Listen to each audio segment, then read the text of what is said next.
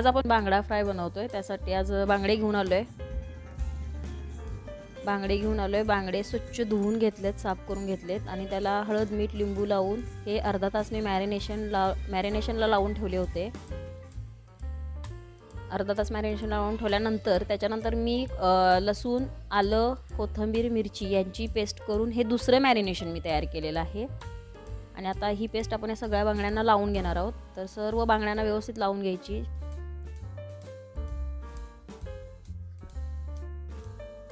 जेणेकरून त्याच्यातील ओशाळपणा निघून जातो, चांगली चव येते बांगड्यांना। आणि हे मॅरिनेशन आपण जवळजवळ 20 मिनिटं तरी ठेवायचं आहे, जेणेकरून ती चव उतरते, त्या मसाल्याची चव उतरते।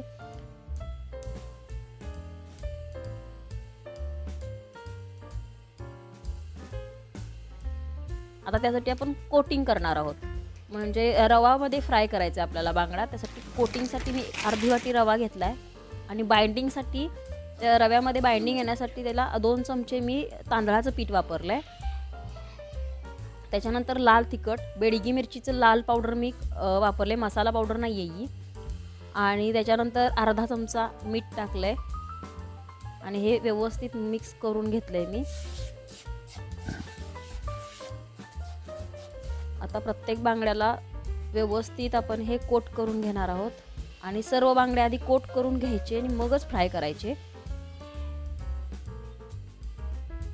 प्रत्येक बांगड्याला हे मिश्रण व्यवस्थितरित्या चिपकलं पाहिजे, यासाठी आधी आपण कोट करून घ्यायचं।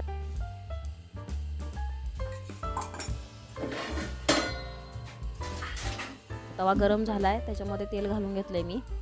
तेल पण चांगलं गरम झालेलं आहे। आता आपण त्याच्यावरती एक एक मासा फ्राय करून घ्यायचा आहे। तोही शालो फ्राय करायचा, डीप फ्राय करायचा नाही आहे।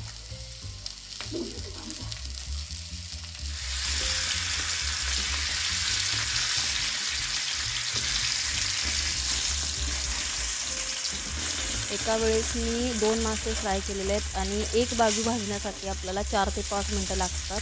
तोपर्यंत माशाला परतायचं नाही। 4 ते 5 मिनिटांनंतर जेव्हा एक साईड भाजली जाते तेव्हा दुसरी साईड भाजून घ्यायची।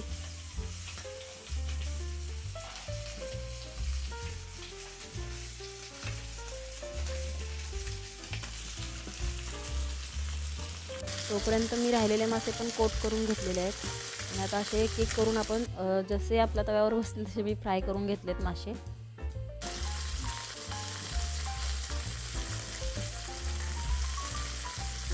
मासे भाजताना गॅसची फ्लेम ही मीडियमच असली पाहिजे, जास्त लो पण नाही आणि जास्त हाय पण नाही। आपली फिश फ्राय करून तयार झालेले आहेत। याचबरोबर मी फिश करीची पण एक व्हिडिओ बनवलेला आहे आणि तो चॅनेलवर आहे, त्याची लिंक मी डिस्क्रिप्शन बॉक्समध्ये देत आहे, तुम्ही चॅनेलवर जाऊन पाहू शकताय। हा व्हिडिओ आवडला असेल तर व्हिडिओला लाईक करा, शेअर करा आणि अशाच नवीन नवीन रेसिपी बघण्यासाठी माझ्या चॅनेलला सबस्क्राईब करा।